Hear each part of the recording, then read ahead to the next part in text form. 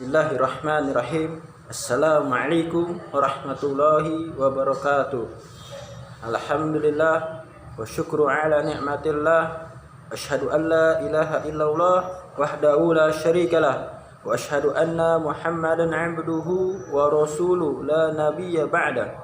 Allahumma shalli wa sallim wa barik wa karim wa 'azim ala habibina wa syafi'ina wa qurrati a'yunina wa maulana Muhammadin wa ala alihi wa sahbihi ajmain. Rabbi shrah li sadri wa yassir li amri wahlul 'uqdatam min lisani yafqahu qawli. Perkenalkan, nama saya Arif Wahyudi, mahasiswa semester 2 dari prodi jurusan Tarjamah kelas 2C. Ingin mempresentasikan tentang matkul UAS Shorof untuk penerjemah yang bertema Bina'ul Kalimah, yaitu pembentukan kata. Saya di sini akan menjelaskan tentang materi ilmu shorof penerjemahan yang bertema tentang Bina'ul Kalimah, pembentukan kata. Kata adalah morfem atau kombinasi morfem yang oleh bahasawan yang diartikan sebagai satuan bahasa terkecil dalam yang dapat dihujatkan sebagai bentuk bebas. Dan kata bisa diartikan sebagai satuan bahasa yang dapat berdiri sendiri dari morfem tunggal atau gabungan morfem. Dalam bahasa Arab, kata adalah kalimah, sedangkan kalimah dalam bahasa Arab adalah jumlah. Pembentukan kata dalam bahasa-bahasa dunia memiliki dua sifat. Pertama, membentuk kata-kata yang bersifat inflektif, dan yang kedua yang bersifat derivatif. Inflektif, menurut Kedai Laksana, yang dimaksud dengan inflektif adalah unsur yang ditambahkan pada sebuah kata untuk menunjukkan suatu hubungan gramatikal.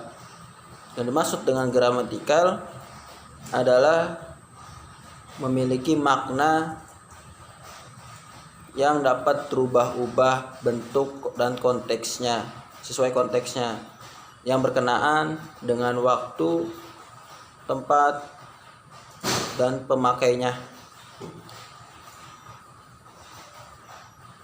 Seperti huruf waw yang ditambahkan pada akhir kata atau fi'il yang menunjukkan makna jamak atau plural, seperti kata khoroju, mereka telah keluar, jahabu, mereka telah pergi, ta'alamu, mereka telah belajar, dan lain-lain.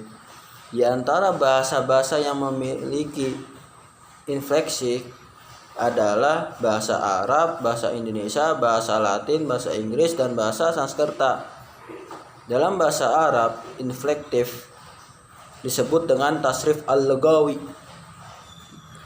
Unsur yang ditambahkan pada kata dimaksud dapat berupa afiks, prefiks, anfiks, dan sufiks, atau juga berupa modifikasi internal. Penambahan yang sekaligus menimbulkan perubahan pada kata dasar yang berkategori verba disebut dengan konjugasi, dan perubahan yang terjadi pada nomina dan adjektif disebut dengan deklinasi. Konjugasi pada verba biasanya berkenaan dengan kala, aspek, modus, diatesis, persona, jumlah, dan jenis. Sementara deklinasi biasanya berkenaan dengan jumlah, jenis, dan kasus. Berikut ini akan diberikan sebuah contoh konjugasi dalam bahasa Arab dari segi waktu. Contohnya fi'il madi disebut kala lampau. Contoh hurufnya akala, dia sudah makan. Terus fi'il mudhari yang sekarang bentuknya yakulu, dia sedang makan. Terus fi'il amr kata mendatang juga, yaitu bentuk hurufnya kul, makanlah. Terus fi'il nahi, yaitu kalanya mendatang juga, yang dalam bentuknya hurufnya la ta'kul, yang artinya jangan makan. Sedangkan untuk kalau sekarang modus indikatif ya, untuk persona yang berbeda bentuknya yahdur, itu akan menjadi berikut. Contoh akala itu kan satu orang tunggal, takulu dua orang, artinya kamu makan. Dan selanjutnya derivatif adalah proses pengimbuhan afiks non infektif pada dasar untuk membentuk kata. Dengan demikian dapat dikatakan bahwa pembentukan kata secara infektif tidak membentuk kata baru atau kata lain yang berbeda identitas leksikalnya dengan bentuk dasarnya. Sementara pembentukan kata secara derivatif adalah membentuk kata baru yang identitasnya leksikalnya tidak sama dengan kata dasarnya. Dalam bahasa Indonesia misalnya kata minum yang berkelas verba dibentuk menjadi minuman yang berkelas nomina.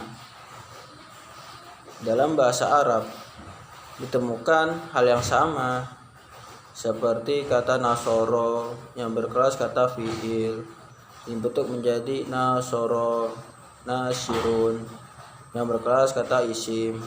Proses derivasi di samping menimbulkan kelas kata yang berbeda juga menimbulkan makna yang berbeda walaupun kelasnya sama. Dalam bahasa Arab misalnya kata nasoro bisa juga dibentuk menjadi mansurun, kelas katanya sama dengan nasirun, yaitu sama-sama isim tetapi maknanya berbeda. Nasirun bermakna penolong, sementara mansurun bermakna yang ditolong. Itu namanya proses derivasi dalam bahasa Arab yang sering diistilahkan dengan tasrif al-istilahi. Jadi kesimpulan tema tentang binaul kalimah ini adalah bahwasanya pembentukan kata di dalam bahasa-bahasa di dunia memiliki dua sifat. Yang pertama, membentuk kata-kata yang bersifat inflektif, dan yang kedua yang bersifat derivatif yang sudah dijelaskan tadi di atas. Inflektif dalam bahasa Arab disebut dengan at-tasrif lugawi, sedangkan derivatif dalam bahasa Arab disebut dengan at-tasrif istilahi. Inflektif adalah unsur yang ditambahkan pada sebuah kata sehingga menunjukkan suatu hubungan gramatikal. Sedangkan derivatif adalah proses penimbuhan afiks non inflektif pada dasar untuk membentuk kata. Untuk contoh-contoh dapat kembali ke halaman berikutnya. Nah, mungkin itu saja yang bisa saya sampaikan. Apabila ada kesalahan dari kata-kata saya atau pribadi saya yang kurang mampu mengucapkan dengan lancar, itu datang dari saya sendiri, dan kebenaran itu datangnya dari Allah, dan itu harus disyukuri. Mungkin itu saja. yang bisa saya sampaikan. Burung Irian Cendrawasih. Cukup sekian, terima kasih. Wal taufiq wal hidayah.